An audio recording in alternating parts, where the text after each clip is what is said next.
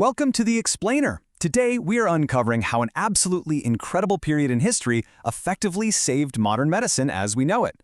For all you Year 8 history students out there, if you've ever wondered how humanity figured out how to safely perform surgery, run an organized hospital, or even test medicines properly, well, you are in the exact right place. Grab your history notes because we're about to travel back in time to meet the brilliant minds who laid the literal foundation for the healthcare we all rely on today.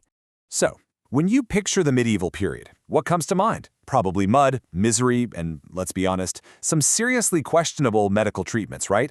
Well, let's dispel that myth right away. All medieval medicine was definitely not backward and gross. Because in one specific part of the world, getting sick didn't automatically mean a death sentence. In fact, it meant entering a bustling, incredibly clean, and highly organized medical center where doctors were deeply respected experts. Okay, let's dive right into this by defining exactly what and when this era was so you can make sure to get it down in your notes. The Golden Age of Islam was, quite simply, an absolute explosion of human intellect. It was a time when Muslim rulers heavily invested in learning, believing that knowledge was fundamentally important to society. So while other parts of the world were seriously struggling, Muslim scholars were making massive, world-changing advances in science, math, astronomy, and, crucially for our explainer today, medicine. To put this into a bit of historical context, this era of incredible learning and innovation lasted roughly 500 years. We're talking from around 750 CE all the way to about 1258 CE. And this massive medical and scientific renaissance flourished in major cosmopolitan cities. Places like Baghdad and Cordoba became absolute hubs of learning. They drew in scholars from all over who wanted to push the boundaries of what humanity actually knew about the human body.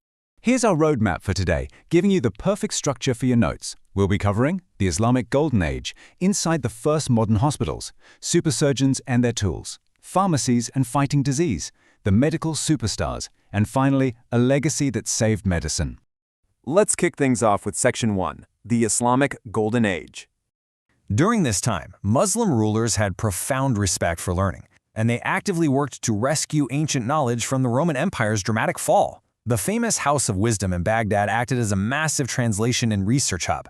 Think of it as a giant intellectual rescue mission. Scholars there took highly fragile ancient texts from Greek, Indian, and Roman cultures and translated them into Arabic.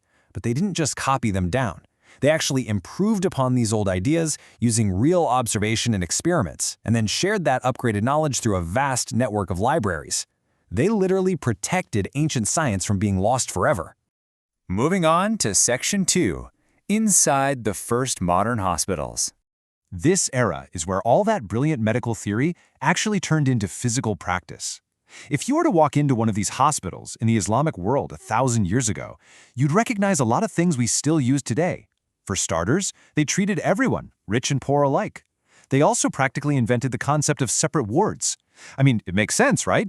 You wouldn't put a patient with a broken leg in the same room as someone with a highly contagious fever.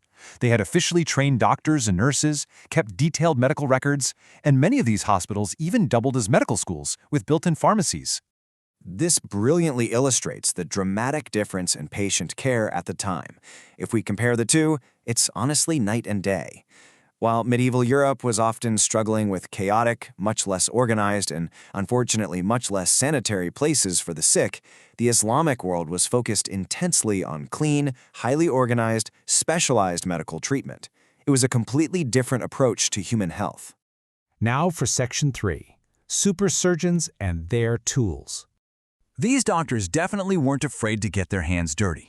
Get this, over 200 distinct surgical instruments were designed by just one famous surgeon from Muslim Spain, a man named Al-Zahrawi. 200! Just think about that level of engineering for a second. He wasn't just performing the surgeries, he was literally inventing the very tools needed to make those surgeries safer and way more effective. Al-Zahrawi was a true pioneer. Beyond designing all those tools, he wrote a massive medical encyclopedia entirely dedicated to surgery. He clearly explained step by step how to properly stitch up wounds. And okay, as gross as pulling out bladder stones might sound to us today, and trust me, it was a terribly painful condition back then, Al-Zahrawi figuring out how to surgically remove them safely and then stitch up the patient was an absolute game changer. European doctors later relied heavily on his exact ideas and techniques. Section 4, pharmacies and fighting disease. Surgery wasn't their only weapon against illness, though. The role of the pharmacist became a highly respected science during the Golden Age. They didn't just hand you a random handful of herbs and hope for the best. No, they rigorously tested plants, oils, and minerals to see what actually worked. And more importantly, they wrote strict, clear instructions on how to use these medicines safely to prevent accidental poisonings. So the next time you pick up a prescription at the store and read that little label of instructions, you can thank these early Islamic pharmacists who demanded that medicines be properly tested and controlled. Furthermore, doctors in the Islamic Golden Age began to realize something absolutely vital. Diseases spread between people. Because they understood this, they championed a logical, step-by-step scientific method to stop infections in their tracks. They encouraged washing up, ensured access to clean water, promoted good general hygiene, and crucially, they isolated patients who had contagious illnesses. These simple but incredibly effective practices drastically reduced the spread of deadly diseases. Section 5. The Medical Superstars. Let's meet two absolute heavyweights who essentially wrote the medical textbooks that changed the world. First up, we have Ibn Sina, also known in the West as Avicenna. He wrote a massive, comprehensive book called The Canon of Medicine. He collected medical knowledge from multiple cultures, organized it brilliantly, and explained diseases and treatments so well that his book was the ultimate medical textbook used in European universities for hundreds of years. And then we have Al-Razi. He was a total pioneer of observation. He wrote detailed studies on smallpox and measles, and he insisted that doctors actually look closely at their patients, record their symptoms carefully, and compare different treatments to see which one was truly the most effective. And finally, Section 6, a legacy that saved medicine.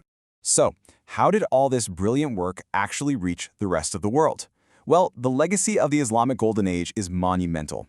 These scholars preserved fragile ancient knowledge that would have otherwise just turned to dust. They completely revolutionized the whole concept of hospitals and surgical care. They pushed the vital ideas of observation, hygiene, and rigorous testing. And perhaps most importantly for global history, they passed this vast, upgraded, life-saving knowledge directly to Europe, setting the stage for the medical world we know today. They were the ultimate bridge connecting the ancient world to the modern one.